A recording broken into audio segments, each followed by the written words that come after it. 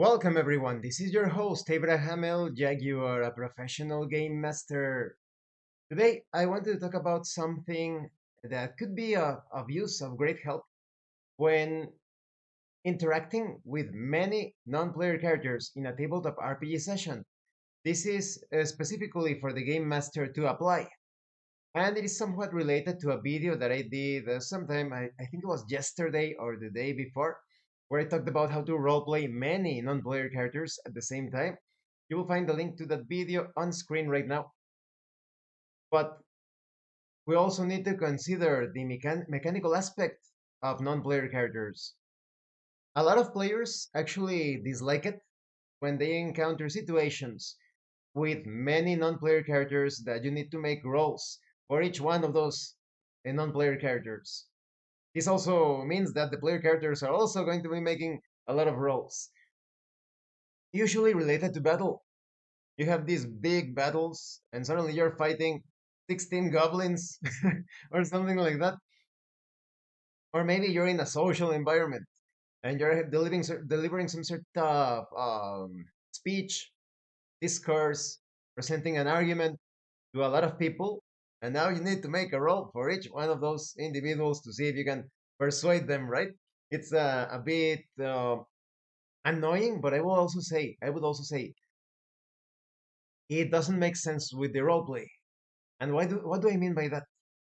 A few rolls are great, but when you have to make, like I said, 16 rolls, let's say it's an initiative system, and now you need to make 16 rolls for the goblins because they're attacking with the party with bows and arrows and spears from all directions.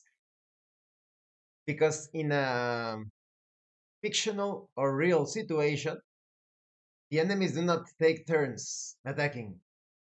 And even though things are happening simultaneously, it still feels like it's a turn by turn situation. Like the goblin makes the attack, oh he missed.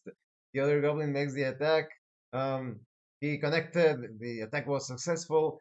The other goblin makes the attack. He misses. The other goblin makes the attack. Also misses. Do you see?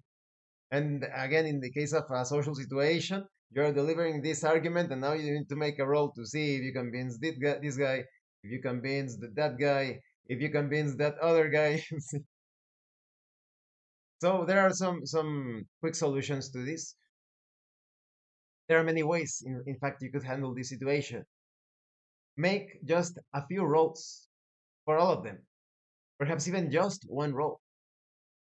Let's say that you are fighting in a narrow corridor. You have a big shield, and you're getting attacked from the front by who knows how many assassins. They're trying to reach you with their poison daggers, and you have your shield. Your shield is pretty big, and the corridor is narrow. So in that case, I would handle it that a single attack roll with no other modifiers, the normal attack roll for the assassins, a single roll for, let's say, the three assassins, because they have a very difficult time getting through your shield in that narrow corridor. But if the roll is successful, you take damage from perhaps two or the three of them, right? Because the dagger came in and now you got wounded on your arm, and this means that the other attacks also got through. It depends on the context. Maybe some other people will handle it differently. Maybe it's just the average of the three, right? Let's say that the assassins could deal a maximum of, let's say, 12 damage in total. You divide it in three. Let's say that you suffer 4 damage. So you see, you could add a bit more, a bit less, just like an average result. So you could handle this any way that you like. But what if you are getting attacked by those same assassins, but in an open environment? But let's make it a bit of a larger group, right? Because perhaps in that case, it would have been even better to make three separate roles. It all depends on what you are looking for. Let's say that you're getting attacked by 6 assassins. Oh, now you need to roll for all the 6 attacks, right? But what if you only roll twice, and each one of those rolls gets a +1, an extra +1 modifier, because you're getting attacked from all sides, including flanking bonus, of course, if you're getting flanked. So you make those couple of rolls, and if one of them is successful, then you take the average of the damage that 3 assassins would deal. This becomes even more important against larger groups. So divide the enemies by groups and make a single roll for each group. And what about those moments where you have allied non-player characters and they are fighting enemy non-player characters? Sometimes that situation also adds too many rolls to the same encounter. You could perhaps factor in the various bonuses, abilities, and powers of each of the different sides. Maybe you have your ally, which is the captain of the guard. Let's say the captain of the guard and four of his soldiers fighting against a group of 10 zombies. Give them a percentage if you want, like, oh, the zombies are too many and they are surrounding them. They have a 60% chance of striking your allies. So you make your roll. If you roll for 40 or less, then the captain of the guard and his soldiers, they fight back and they perhaps eliminate a few of the zombies. They are fighting on the side. Time is somewhat relative. So you could say that the action is not as focused on them as it is on the group of the player characters of the main adventurers. So it's perfectly permissible. Perhaps they took a lot less in eliminating those zombies or being eliminated by those zombies. Remember that each combat round usually represents between 3 to 6 seconds of actions. So it's perfectly permissible. Like I said, maybe some of them took 3 seconds when fighting, maybe some others took 6 seconds or a bit more. You never know.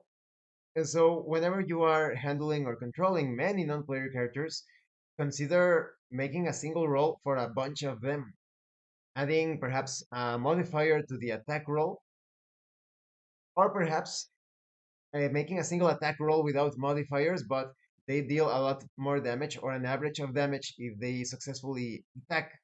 If the attacks get through the defenses or the dodging of the player character, just make it so that the game feels as if the situation is actually happening, as if you're actually that character. Remember, you are playing a role and you're playing a game. So if you're actually that character, think about that. You're getting attacked at the same time. It's not first you and then you and then you. And like I said, it's supposed to be a simultaneous representation of all of the incoming attacks, but the dice are still felt. It can get into a dice fest. It's all about your enjoyment, right? I imagine that there are some people that like to make the 16 rolls for the goblins, one roll for each goblin. But in most situations, I would recommend reducing the number of dice rolls. Add those modifiers. Add some bonus damage because they are attacking at the same time. This could also apply to situations outside of combat. Like I said, in social situations, don't make a roll for every single individual that you're trying to convince within the crowd. You could also add some nuances or granularity, extra granularity to the rolls. Maybe you roll your d20, and if you rolled exactly what you needed to convince someone in the crowd, then you convince, let's say, 6 people of the 12. But if you roll a bit above that, maybe you convince all of them. If you roll a bit below that, you convince only 2 or 3. The same could apply to combat. Maybe you want to handle things as in a granular way. You make your roll, or the enemies make your roll against you, and depending on the value, some of the attacks got in, none of the attacks got in. The attack got in, and maybe you got an extra hit. Perfect for the crowds, right? The crowds, crowd control in battle, they're throwing themselves at you, and sometimes you cut them when returning the slash. You do like a backhand, almost accidental, almost frantic, and you also hit some of them. That's why I like the fray die mechanic in Kevin Crawford's Scarlet Heroes or similar games, where you make a d6 roll, and there is a chance of perhaps with your elbow or with your knee or by bashing with your shield, you suddenly clip or injure another one of your enemies because that's the savage nature of melee. So those are just a few things to consider, right? Definitely apply it either as modifiers to the attack roll, as modifiers to the damage roll, or the damage that is being dealt, the average damage perhaps, or like I said, add some granularity to the roll. I roll this happens. I rolled a bit below what was needed. Well, you still managed to accomplish this, but If you rolled higher than that, maybe you have hurt or you would have injured a lot more enemies. Thank you for watching this video. I hope it was informative and entertaining. And thank you so much to those of you that are going the extra mile to support the channel. If anyone else wishes to further support the channel, consider joining as a member using the super thanks button. Like, subscribe, take a look at the information in the description and in the pinned comment. This has been your host, Abraham L. Jaguar, a professional game master, and remember, roleplay solves everything. Once again, thank you and see you later.